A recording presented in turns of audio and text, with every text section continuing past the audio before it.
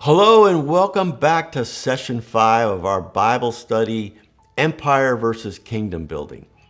Today we're diving into the crucial aspects of time management and prioritization in our professional lives.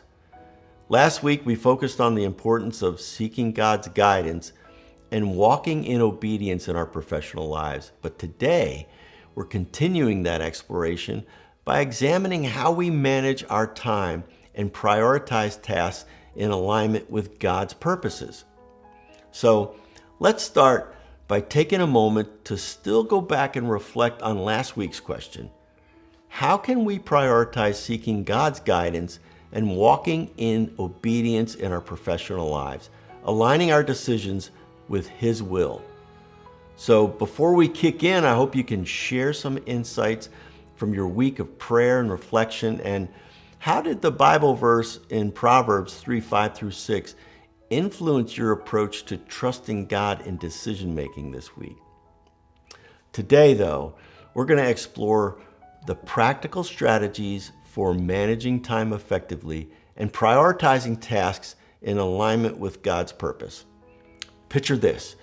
Your workday is packed with meetings and emails and deadlines. It feels like there's never enough time to get everything done.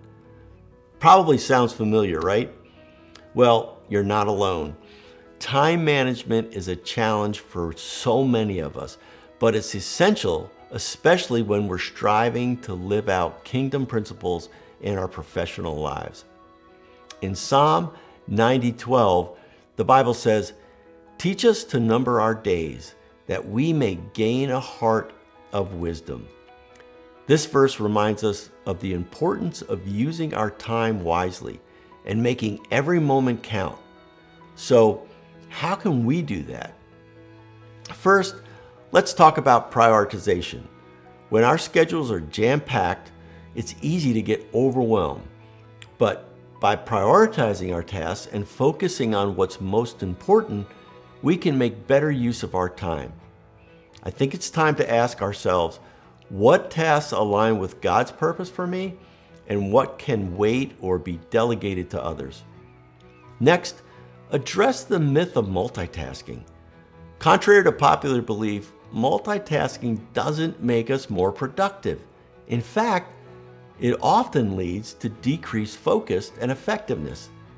Instead, let's strive for single tasking, giving our full attention to one thing at one time and do it as best as you can.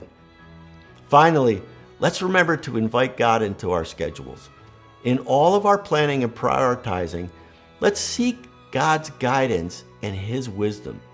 Ask Him to show you how to use your time in ways that honor Him and you're able to serve others.